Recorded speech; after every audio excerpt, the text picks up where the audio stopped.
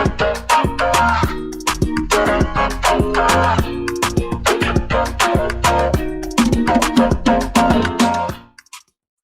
up, everybody? I'm Bree. And I am Evan.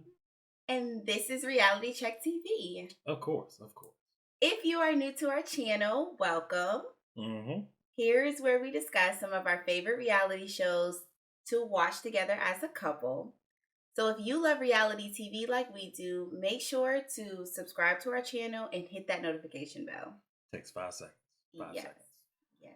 All right, guys. So today is a gloomy day outside. That's why we look like this. And it's cold out. It's cold in this house for some reason too. But in this review, we are going to express all of the reasons of why Love and Marriage Huntsville should be canceled. That is exactly what's going to happen. So if you are fed up, like I am fed up, again, we're going to go in order and talk about all of the reasons of why this show really should be canceled. And I really do mean that. He's laughing, but we're actually dead serious. So, you ready? Jump into it. Yes. Let's get into it. So we kick off the episode with Tisha and Marcel packing at their house. They are actually going to move into an apartment until Scott's Manor is finished, which will be about 3 to 4, 20, 50 years. You guys seen from the past seasons. We always kick off with them up in this little, I don't know if it's a mountain, a hill, I don't know. But there's nothing there. Nothing but trees and rubbish. Rocks all over the place, and they stand there with their hands on their hips, thinking about what could have been and what could be. We're far years away from whatever that's about to be. But they take a break from packing, and where Tisha and Marcel are gossiping about Tiffany.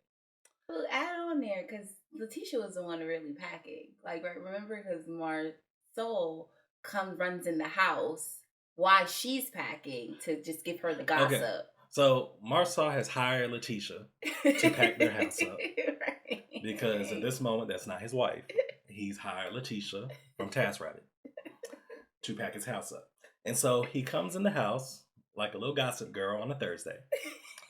Running in there saying, Tisha, I got some tea for you. And they're talking about Tiffany in her conversation with Sheree. You know, at the end of the day, I still hold to what I said last episode. Tiffany can ask whatever she wants. Sheree's a grown woman. She answered the questions. Okay, she told Martel. Okay, whoop-de-doo. Like, Martel, Sheree's a grown woman. Like, you getting all in your panties in a bunch because you feel like, oh, who are you to question? Who are you to question Sheree? I mean, it's not like Sheree has answers anyway. Sheree doesn't have anything. But no, it's not like Sheree didn't want the moment, right? She wanted the moment because she doesn't have moments. Yeah, let's stick to that. It's just because this whole episode is about that, and it's about everybody trying to malign and make it seem like Tiffany's just this horrible person and like reality show history for doing something that we all have been saying on social media, and the questions that we have as far as what woman in their right mind would be with Martel. Like, why, like, if you're from this country, you have cable or any streaming network, why would you get into a relationship with somebody like Martel? So she was asking a fair question. But you know, the whole episode is about making her out to be this evil person. And so my thing is, if that's what you're trying to do, all of the guys, you already know that Martel and Sheree are not in a real relationship. They're not in a real relationship. This is all a publicity stunt. Neither one of them have storylines on their shows. Martel's storyline is Mel, and Mel doesn't want to film with him, and she's not in communication with him. Right. So he has no storyline. Right. So he needed something. Sheree is over there in Atlanta with nothing. And she has given nothing for years, for over a decade. She has nothing. Bone collector. Like she has nothing. It's all fantasy. It's all made up. It's not real. She's pointless. She's not funny. She's not entertaining. Nobody cares. And so they got together. And what did you think? Like, are you kidding me? This is what they wanted. Martel is in his glory. Sheree is in her glory, that they are still talking about her on a completely different show, on a completely different network. This is what they wanted. Why are they acting like we're not on a reality show? The blind leading the blind. If Tiffany wouldn't have asked the questions that she asked and had that scene with Sheree, there wouldn't have been a scene. Right. Because Sheree came into that party playing with her hair and not saying anything. And all the Scotts wanted to do was kiss her ass. What are we talking about? Like, why are we playing this game? Like, y'all didn't want this to happen. She's giving you, meaning Tiffany, a reason, or us a reason to watch. Even though, again, this review, guys, I have to say this again. This is us saying why the show should be canceled, right? This is beyond just us doing a review of this episode. No, we're telling you guys from beginning to end why this show needs to go away. This is one of the many reasons. So, in that scene, in a nutshell, they're just gossiping about the conversation with Tiffany. There's really not much to it. Y'all know how Marcel and Tisha do. They love to blow things up. They love to pipe things up. Yeah, Tisha brings up this Tiffany has pretty privilege. That's not what's happening in this moment, Tisha. I know that you wanted to flex your intelligent muscle in this moment, but that's not what this is. Just like how your idiotic husband sat here in the whole episode and last episode kept referring to Tiffany as a Karen. And creating new definitions for words. That's not what a Karen is, you stupid imbecile. That's not what a Karen is. And if you paid attention at all in the last 4 or 5 years, specifically around COVID and everything that was going on in this country when it comes to racial tensions, you would know what a Karen really is, which is a white woman. Hence why Tiffany asked you, are you saying that because I'm half white? A Karen can only be a white woman. That's literally what it is. It's a white woman that calls the cops, inserting themselves on black people or people of color's business where it doesn't belong, and tattletaling.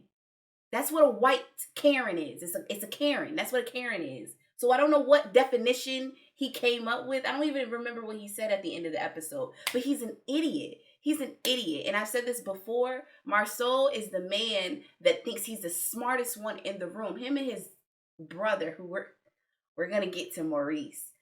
But they come into a room and they think they're the smartest ones in the room. And they'll mansplain everything. And they're stupid. They're stupid. They're not bright at all. And his wife just goes along with the stupidity. They're made for each other. Like, what is this? They're made for each other. What is this? I will say one thing I never wanted to do is blame, or not blame, but harp on the things that people don't have, like how big your house is or the money you got. None of that matters to me. That's not why I watch reality TV. None of that matters to me. And I think, if anything, we have become way too materialistic as a society as a whole. So I never wanted to bring up the fact that they have lived in this very, I'm even still trying to watch my words. They live in a very modest home. For people that act and talk the way they do, and all of these multi-million-dollar businesses that they have, they live in a very modest home. And the fact that seasons ago, when they were outside having a conversation and they didn't even have a garage, but he had this luxury car with the, what is it, butterfly doors? Butterfly doors. I didn't even want to speak to that. I really didn't. But now y'all have completely opened the door where I feel like all bets are off. The fact that since the day we met you, Marcel, you go around talking about what a man is supposed to be and how a woman's position and trying to be in this whole 1950s ideology as far as marriages go. And yet you can't even take care of your family for real because you guys are now going into an apartment. I mean, am I wrong for saying that? It's the reverse. Y'all, am I wrong for saying that? It's the reverse. They about to move into an apartment. He got 3 kids.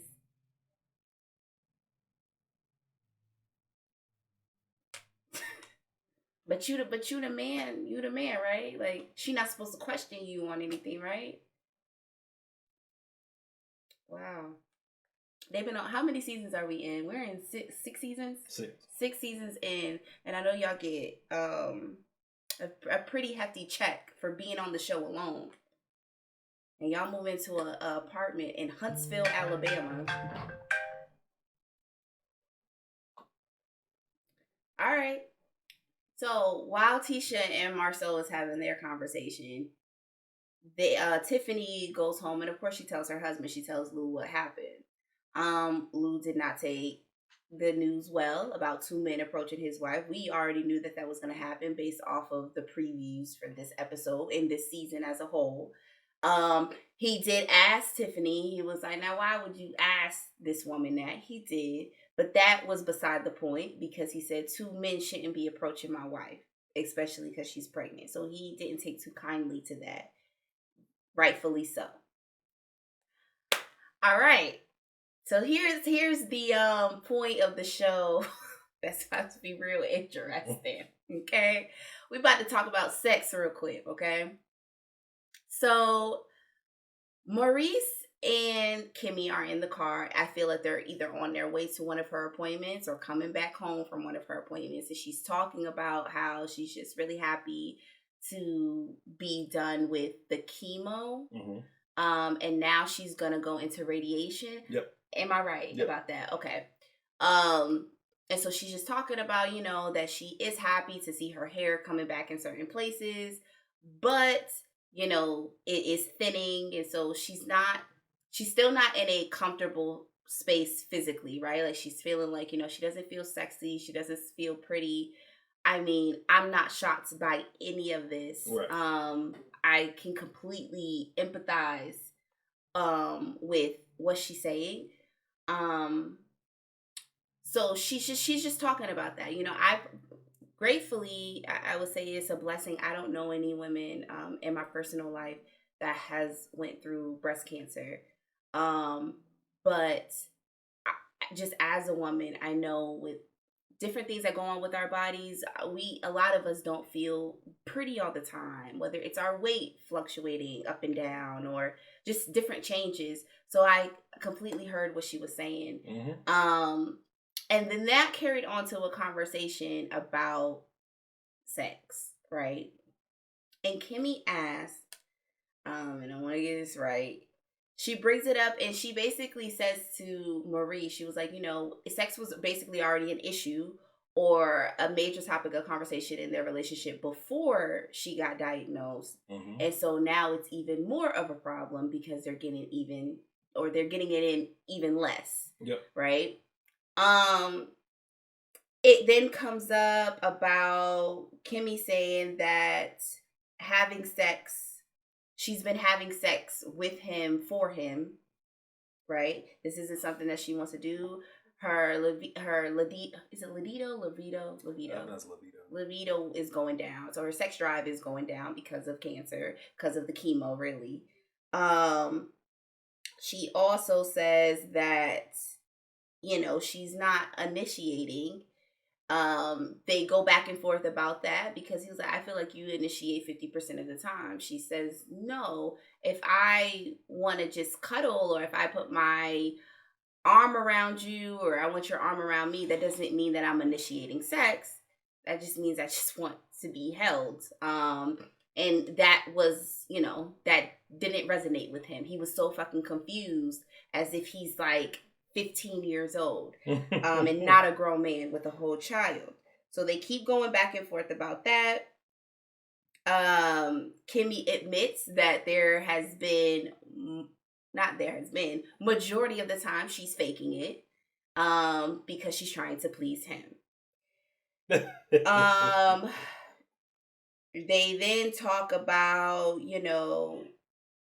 that whole ordeal, because he's completely shocked. He's like, what? You're faking it? Like, why would you do that? We don't want you to do that. But then again, I do want you to do that because I still want to have sex twice a day.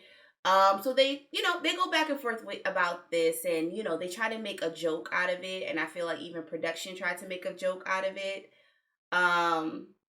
Here's my thing. Back in season 3, Maurice let his slip show when they all had that vacation back in Vegas. All of them. They all went to Vegas, and y'all remember this scene. And they were playing a drinking game that was led by Tiffany and Lou, ironically enough. And the question was asked, how many people have you had sex with in one night or one day, right? And Maurice said that he had had sex with 6 people in one night.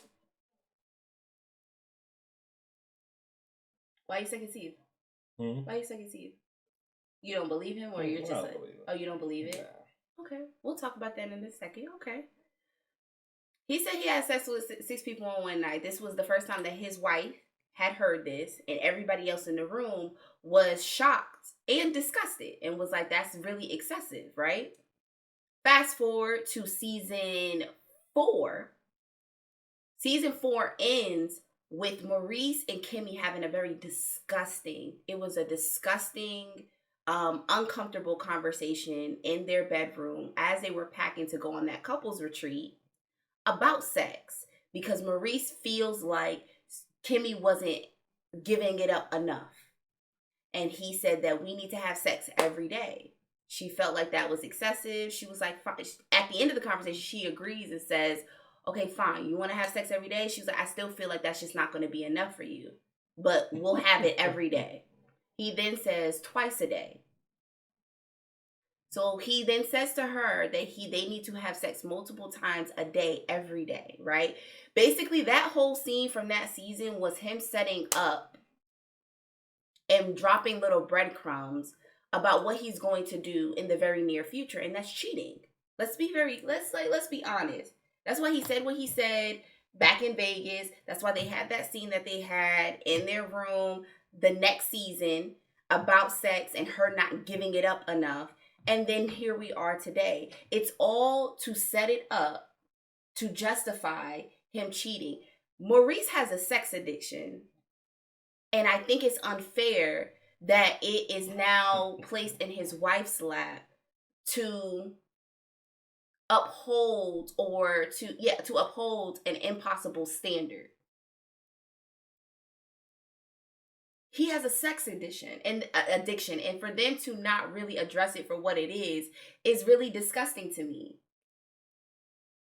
But you're saying you don't even believe that that's his sexual experience. The Scots seem like they're pump fakers. They seem like they lie about a lot. At their really grown age, you think they're still lying about sex? Yeah. Well, Marcel lies about cheating. Why can't they lie about, just like regular dudes do? Why can't you lie on your penis? Well, yeah, I mean, Okay, there's no age. There's no age limit for lying on your penis. I still think Maurice has a sex addiction. I feel it's a lot of lies. Maurice is a full lie. Like, Maurice pump fakes. He's not built like that. And if y'all really believe that, y'all are crazy. So what do you think about this conversation that he's having with his wife in present day? Now, she has cancer. Mm-hmm. I mean, we all know Maurice is selfish. The thing is, like I said, it's showing its face. Like, your wife has cancer and all you still think about is sex. He's selfish. It's all about him. It's like, it's been one of them things where he's probably been playing that role. So you hope you hope he's being genuine with his support. But he could be asking all these questions, just trying to get to the point, like, okay, is she healthy enough to start having sex? I agree. Yeah. Right, because in the same breath, or in the same season, Kimmy's also making it very clear that she's still doing everything in the house. Like, you can't even get this dude to wash a dish. That's what I said. It's about Maurice's needs. We know that. I still think he has a sex addiction. I actually do believe it. I believe what he's saying is true, that he had sex with 6 people. He didn't say male or female. 6 people. Okay, 6 people?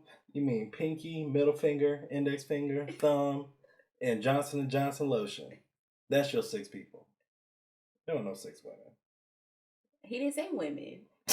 He said people. I'm just telling you what he said 6 people. All right, dogs, cats, horses. Maurice is disgusting. He's disgusting. I don't believe that. I'm not giving that no energy. He's lying on his penis. Next. Okay, well, either way, your wife has cancer. I did think that it was a bit off-putting and weird to me that when Kimmy had even when she had her conversation with her friend Andrea, because the next scene after their car scene with Maurice, she meets and has lunch with Andrea, and they're talking about it. And both of them act surprised about one of the side effects that they didn't realize comes with cancer is their sex drive. And to highlight that too, from somebody who's once in the medical field, right. I don't understand how you're surprised that cancer would affect your sex drive. Cancer literally drains the energy out your body. I agree. So why would it not affect your sex drive? I agree. You know? And for Kim to be a nurse, I'm surprised. She's surprised.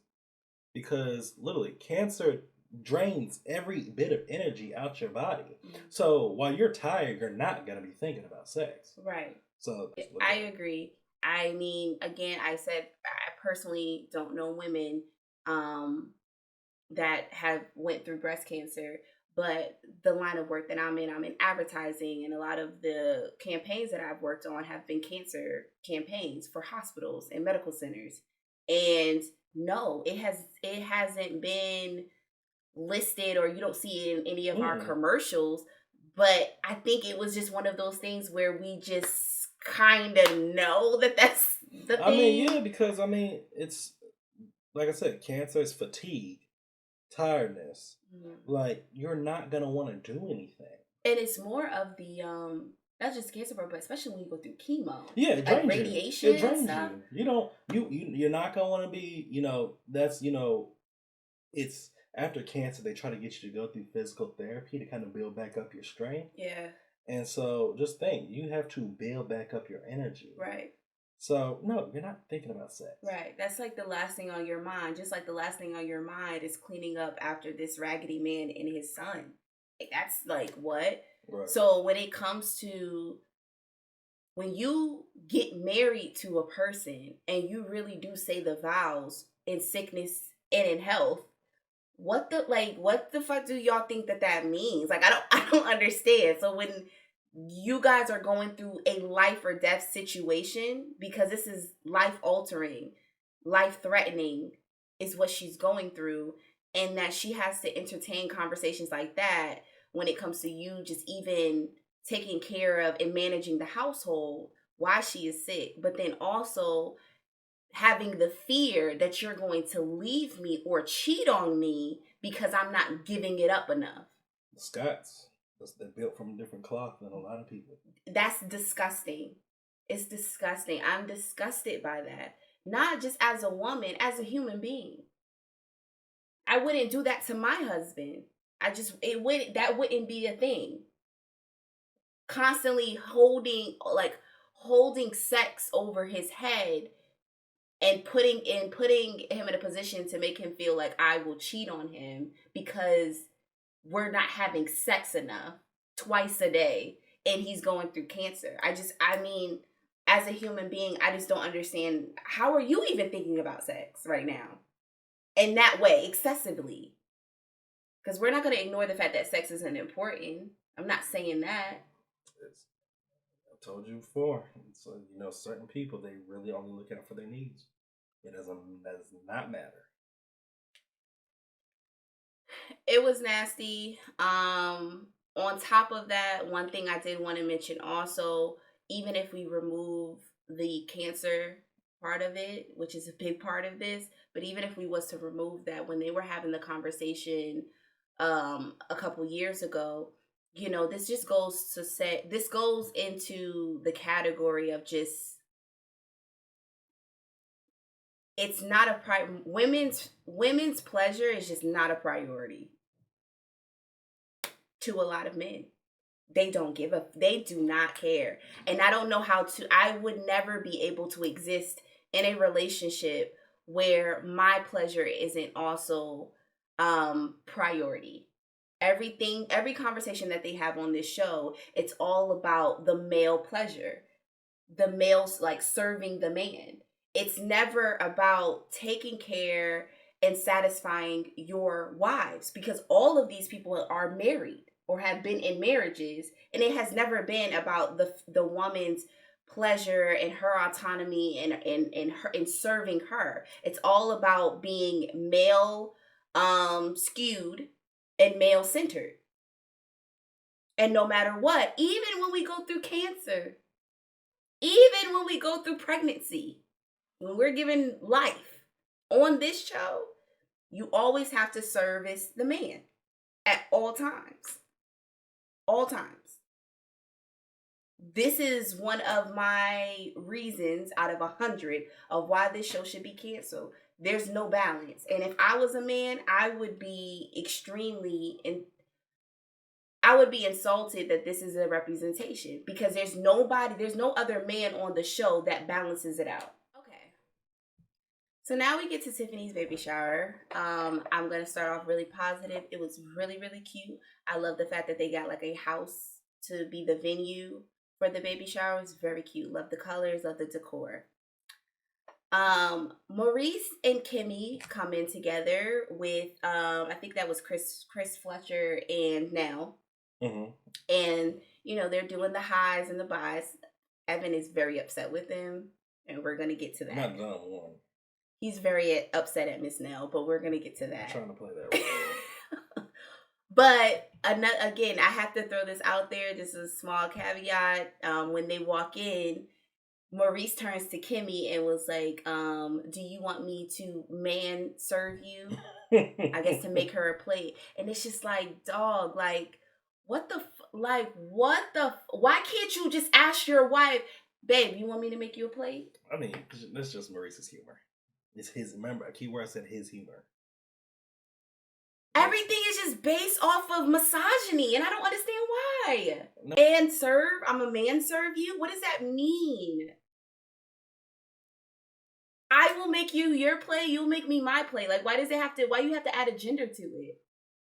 Anyways, so everybody sits down at the same table. I don't know why, but everybody's sitting down at the same table. It was Maurice, Kimmy, Miss Nell, Chris Fletcher, and Stormy and Shania, right? They're all eating. And here comes messy Tisha. So Tisha, as soon as Tisha sit down, she didn't even like scoot her chair in enough. She instantly goes into why Marcel isn't feeling Tiffany right now and what happened at Black, the conversation, the lack thereof, because again, it was very skewed. The point of view was skewed from one point of view, but nevertheless, she says what happens at Black. I think Kimmy was the one that asked, well, where's Marcel? Like, where's he at? She was like, well, I don't think he's coming. We not really feeling Tiffany right now. And she just goes in. Meanwhile, Mel comes into the baby shower, trying to be positive, says hi to Tiffany. They're taking their pictures while the messy table is over there bashing her at her event. It's her baby shower and they're bashing her. Mm-hmm. Okay. So then Mel comes to the table trying to be nice to these people. She says her hi and she sits down.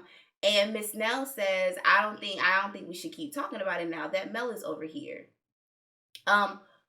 Scratch that. Before Mel gets to the table, Tisha asked Miss Nell, do you think that Mel wants to meet Sheree or anybody that Martel is dating? Miss Nell says, I don't think she wants to meet anybody that Martel is dating right now. Like, I don't think she's interested. So fast forwarding to when Mel sits down at the table, Miss Nell asks or says, I think we should stop talking about it because now Mel has joined us. And then Tisha says, oh, well, yeah, now that she's here, well, I'll just ask. So Mel, like, we were just talking about a situation with Martel and Tiffany and Sheree, and like, you know, like we didn't know, like, would that make you uncomfortable? You stupid bitch. Like, are you I can't stand Tisha. I really can't.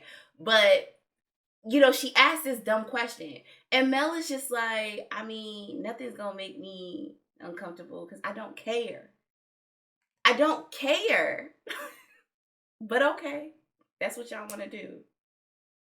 So then Miss Nell, which I was shocked, took it upon herself and she asked, she was like, well, did you hear? She's talking to Mel. She said, did you hear that, or did you hear what Tiffany asked Sheree about her vagina being good enough to keep Martel?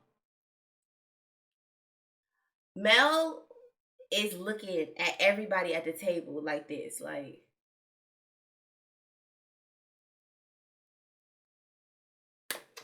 I'm about to go get some food. Yeah. She said, I'm not about to go make me a plate. I'm gonna go make me a plate. Okay. Y'all please continue to have this conversation while I go make my plate. So Mel gets up, makes her plate. They want to continue the conversation. They're still talking about it. Mel comes back again. She gives them another chance. She comes back, and here goes Stormy. Stormy was like, oh, well, did y'all hear about the other thing that was said? And everybody's like, what are you talking about? And Stormy was like, she turns to Mel and asks her, like, have you ever met Sheree? You know Sheree? And Mel's like, I mean, I've met her once a long time ago. And she was like, oh, because it was just said how you are a fan of her. Like, you're a fan of her. That you drove to Birmingham just to go see her at her book signing. Right?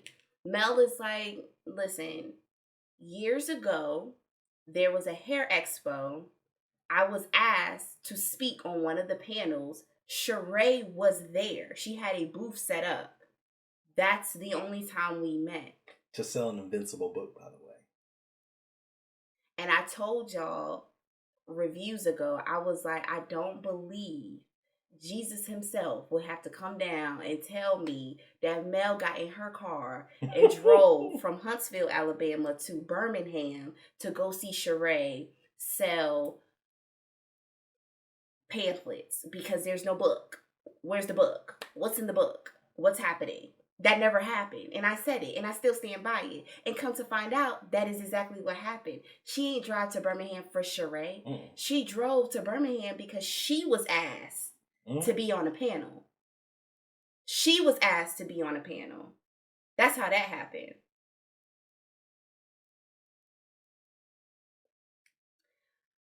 Mel explains that. Then here comes Marcel and Martel coming in. Martel makes his way to the table. Mel gets up and she was like, okay, well, you need a seat. She's talking to Marcel. Do you need a seat? Because you can have mine. I'm about to leave. Goodbye. God bless you guys on your journey. When she said God bless y'all on y'all's journey, yeah. I about fell out. Now, I'm not going to let this go. Let's talk about Miss Nell. Oh, yes. There you go. This old Aunt Jemima Wombat. Let me tell you. Why she gotta be on that? Because I don't like that. That's snake-like right there. That is snake-like. Because the thing is, I don't know how many episodes ago when it seems like Mel, and then even in past seasons, Mel confides in her to have these talks. Yeah. Opening up, telling her her feelings. And my thing is, you're supposed to be her friend. Yeah. You know Mel don't come around. Yeah. Because of certain people. Yeah. And you allow this conversation to take place when she gets there, when you know she don't want to hear or talk about it. Yeah. What type of friend are you? That ain't a friend. What? Is Nell trying to get spotlight now too? You want a boring ass spinoff that nobody gonna watch? I do think that out of everybody at that table, because we don't expect anything from anybody else at that table. Right. It should have been Miss Nell that would Right. that should have shut it down. But she dropped the ball. Yeah, she showed her cards. She wanted her moment. That ain't no true friend. You let them shoot these questions at this woman, and you know she don't want to talk about it, hear about it. You had the power to drive that conversation another place, but you added to it. So no, she not getting a pass. So as y'all see them walk in, Marcel and Martel, Eminem, you know they come in together. You know, Martel claims that he came to the baby shower to have a conversation with Lou and to have a cupcake, whatever that means. But you know, it's just so funny. Like this is the time you want to have a serious conversation at a baby shower. Like y'all couldn't like hook up before this or have a phone conversation. I don't know. He literally said out of his mouth, like his intentions were to come there to start conflict. Like you didn't come to the baby shower to give a gift because they both of them came empty-handed. They both were dressed like they were looking for a problem. And they came together like it was gang. Yeah. So you know, they head outside. No, Lou pulls them outside. You know, to have a conversation. You know. Martel, followed by his hype man, Fat Man Scoop, aka Marcel. Because he asked Martel to go outside, not Marcel. Yeah. But the hype man got to come out there. Right. And once again, folks, and you know, Tiffany said it, Lou said it. Why the hell is Marcel involved with this? This has nothing to do with Marcel. But you know, Marcella loves the drama.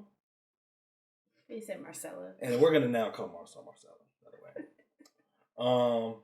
So, you know, Lou starts by asking the basics, you know, what transpired at Black? Why is my wife being encountered by two men? And then followed by Marcel, why were you even involved? And, you know, Martel, in a straight summary, Martel is saying how Sheree confided him about the conversation that she had with Tiffany. Martel felt it was very inappropriate. He felt it was unfair to him. And he felt like he was in the right to confront Tiffany, a pregnant woman, with another man there about what took place. And you know, while Martel's explaining this, Marcel's adding his sugar and spice, you know, to everything, being the hype man. Like, what was she thinking? Or, you know, just everything. Just everything. Kept calling, he said, because Lou called him out about the Karen, and he gave his, you know... Alabama A&M definition.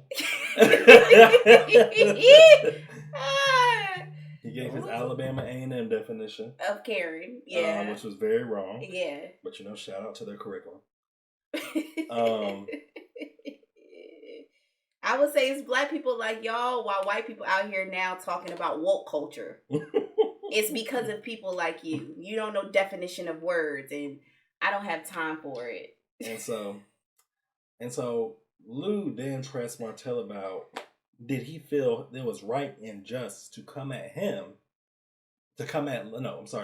Tiffany, but not come at him first if they're supposed to be friends. And Martel felt like he was in the right. And he was like, why would I not? And Lou's like, you weren't right. If we're supposed to be boys, why would you not come to me? And, you know, they kind of got the pushing and shoving. And, before the pushing and shoving, by the way, or was it before or after? Mighty Mouse, Maurice, came outside because he felt like he had to be the peacekeeper. Oh, I don't remember. Maybe that was after? I think it was after, when it started getting a little loud. Yeah. Because Maurice wanted to make sure there was no fight. He said he felt like he needed to be the peacekeeper. But he wasn't no peacekeeper. He came outside. With the same ideology as the other two. Stood in between Martel and Marcel, a.k.a. Eminem. And gave his views. In which they're pretty much just all jumping on Lou about it. Yeah. And then Lou was like, yeah, like you shouldn't come to my wife, and Marcel was like, oh yeah, he should have, and he was like, bet next time there's an issue, I'm gonna come to your wife. Yeah. And Marcel says, no, you're not. And I'm like, you're not gonna do nothing. He gonna come to your wife, knock on that apartment door, bust me in. Knock on that apartment door and say what's up. That's what's gonna happen. Clowns. Marcel's not gonna do nothing. And the thing is that he knows he's not gonna do anything because he don't even like his wife. Like, what? He'll never stick up for his wife. He'll be like, I don't know who that stranger is. And then call her out in front of people, which he always does. He literally did that their first reunion. And she got mad because she was like, you're supposed to be on my side. It's like, he'll never be on your side. You're his assistant. Barely. Marcel asked Lou, so if we would have came to you about this situation, would you have, pretty much in a nutshell, set your wife straight and let her know she was wrong? And Lou responded pretty much saying, you know, if we were boys, you should trust that if I know my wife is wrong, I'm going to have a conversation with her. Blah, blah, blah. So, at the end, I think it was Martel Lou insinuated about Sheree getting an apology. Yeah, yeah. No, Lou said there's some apologies to go around that Tiffany has to do, and I had a problem with that, but continue. You know, that Tiffany had to apologize to Sheree as well as Martel. Sheree needs to apologize to us. And then here comes Fat Man Scoop saying, well, I think she owed the whole universe an apology. Me too, because she did this all at Black. Right. Like they had any customers that day. Right, because they always be empty. I don't know if they do that because of filming. No, why would you? But you know, from marketing standpoint, why would you not have patrons in the background to show that you have a crowd every day? Now, you absolutely right. Boom, that part. Why would you not? But it's always empty. I don't know. But anyways, for that, I'll tell y'all dead honest. On that conversation, we wouldn't have got that far. Me, preferably, like, I'm not... First of all, like, Brie could be wrong about something, but I'm not going to give nobody the gratitude to let her know she was wrong. We will have that conversation behind the scenes, but I'm not going to let them have that gratitude to know she's wrong. But, you know, it ain't no, you know... How Lou handled it, I'm a bit more extreme. I'm whooping everybody's ass one by one. We're all going to meet at different locations the same day, so you guys cannot communicate. And then you guys can be roommates at an ICU bed. Just being honest. It's so funny to me that y'all are out here making it seem like Tiffany is the scum of the earth for asking this messy, grown reality star, by the way. She ain't a star. Right? But no, but to the major point, right? Because they kept saying, like, she went up to a stranger. She, like, making it seem like she went up to somebody randomly on the street and making it seem like they're not on a reality show. Sheree is a nightmare on a whole nother network and has been for years. So Tiffany questioned another reality star to create a scene on a reality show, but y'all are making it seem like she's the worst person on the earth. A nightmare or a Casper, because she's not around. Well, that's on top of Marcel constantly making like slide remarks in 2 episodes in a row about her, like what a human wouldn't do. So like just dehumanizing her, I guess, as well. Like they really think she's the scum of the earth for asking Sheree a clear, obvious question about how does it feel to be with somebody that had a whole affair on their wife on national television. And once again, I don't know why Marcel's so hyped. This has nothing to do with him. It has nothing to do. But he stood up for Martel more than he has ever stood up for Letitia. But you know why? It's because Martel has ammo on Marcel, and he does not want that to get out. You still think that's a thing? Yeah. He's going to kiss his ass because he knows Martel's a loose mouth. I thought we was like moved past that. He knows damn well when they got into that situation, that little Wanda, that situation about to fight. Marcel was shivering because he felt Martel was gonna let his shit out. I'm trying to tell you, that's how people operate. When you know stuff about them, they are going to kiss your ass because they friends. You're gonna let the cat. I mean, I don't think you're wrong. I mean, people have been saying that for years that the show's been on. And just look how much he got offended that this happened to Martel. He's kissing his ass for that reason because he has shit on him. Right. But they want to belittle her and talk bad about her or make it seem like she's just this horrible person for asking this other grown woman these questions. And yet, what is the difference between her doing that and y'all coming to her baby shower and bashing her. Because people want to see. And then having the conversation with her husband at the baby shower. Y'all all came to the baby shower to have this scene. If there's no reason why this needed to be at this in this setting, to me, I just feel like it could have been a quick, I'm not coming to your baby shower. Like, they could have got a scene with Martel calling Lou at the baby shower and be like, hey, bro, I'm not coming. Like, I want us to talk after because I'm just not feeling what happened with me and Tiffany. Or anything like that. On top of that, to be quite honest, if I was Lou and Tiffany, I would have revoked my invite to the Scotts. Well, not all the Scotts. Letitia, Marcel, and Martel. They can't come. I would have sent them a smooth text. It's a show. It's in their contract to be at events. So after that scene in the episode, Tiffany was having looked like she was in some pain. She was sitting in a chair. She was getting a little dizzy, getting a little hot. I know she was asking for the lights to be turned off because she just can't keep her eyes open.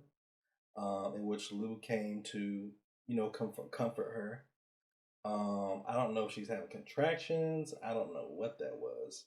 But she's pregnant. She's gonna have some painful times, I guess, as she gets closer to delivery. Well, no, this didn't look like just regular stuff. It looks the way that she was crying and talking about the pain and saying she was dizzy and saw stars and stuff. That seemed like an emergency. Yeah. And it looks like in the next episode she's going to be rushed to the hospital. Yeah. And so the episode ended with that. Like she said, it looked like on the next episode that Tiffany's being rushed to the hospital. Of course, we hope Tiffany's feeling way better. And they better hope that this situation didn't trigger anything. Right. And that's part of the problem. So yeah, that's how the episode ended. I mean, this episode was it was a concerning episode. Very concerning. So guys,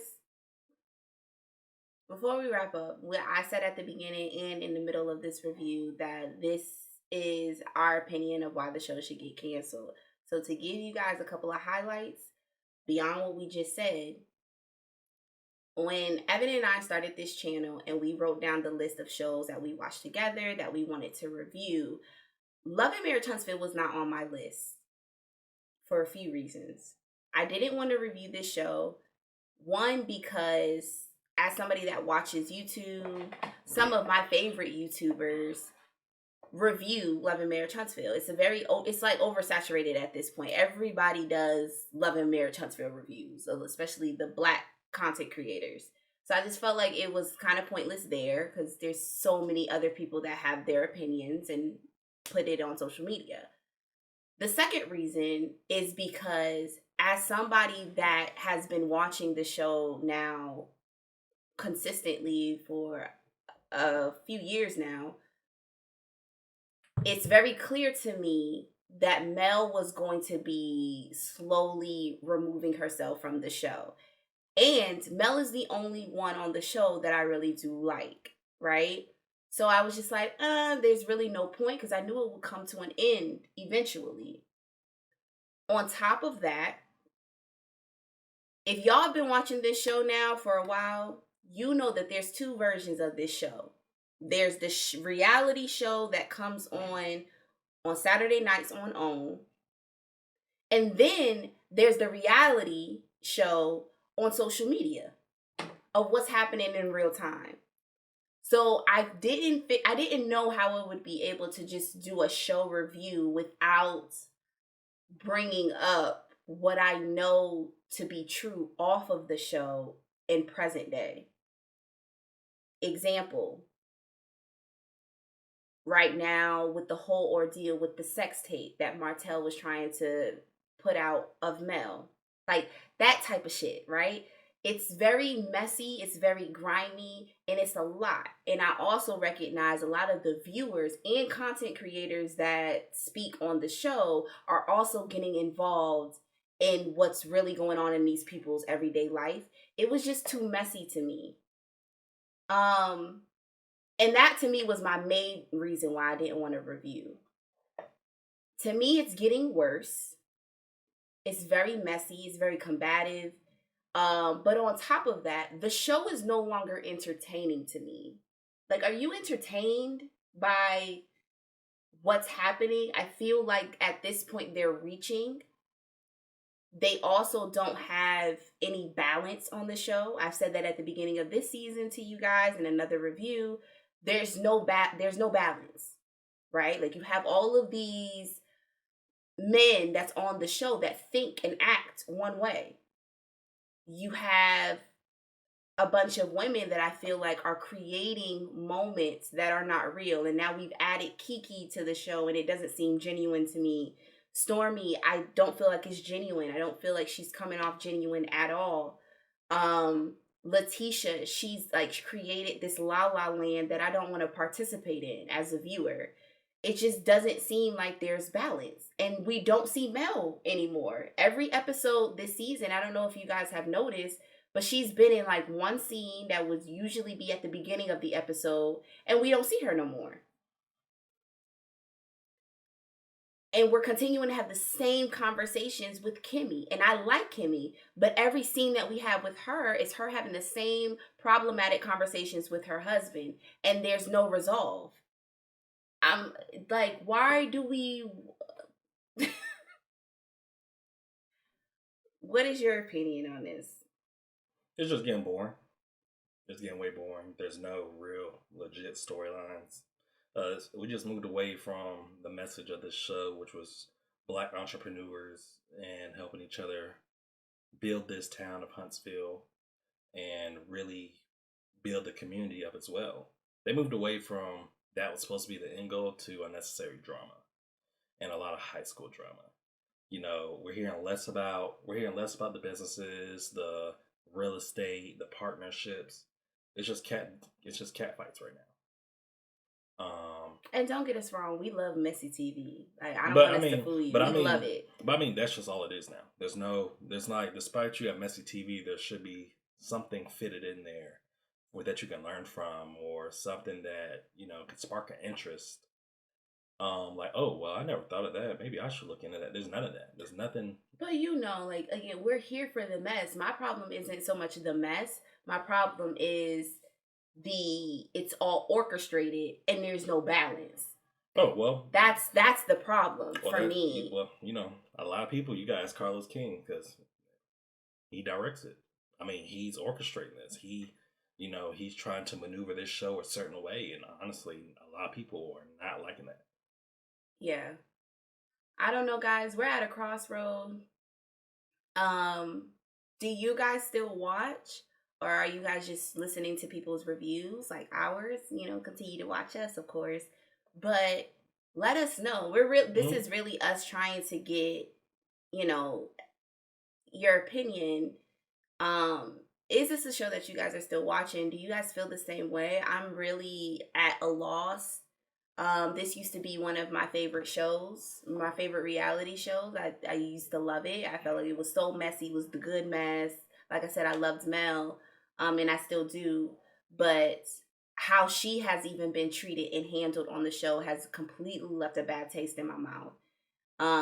And so I'm just not feeling it. And if my girl is leaving, I'm leaving. Like, I'm leaving. Like, why am I watching and Mel ain't even on the show? Right. Like, what? I don't even like these people. Right. They're going to lose a lot of viewers. They are. And I guess, you know, they think that they can hold it down without her. And I'm like, let's see. But y'all, we definitely enjoy y'all company today, being on this ride with us. Episode was, but you know, we made it through. Both of us made it through. But like I said, we'll see what happens next week. We'll review next week. We'll watch next week. Hope y'all do too. Y'all be sure to leave y'all comments down below, because y'all be Casper. Y'all be hiding. I don't know if we review next week.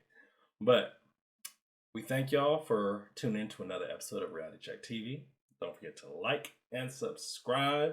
As always, we do enjoy y'all. Hope you enjoy us. But y'all already know, be safe in these streets. Bye.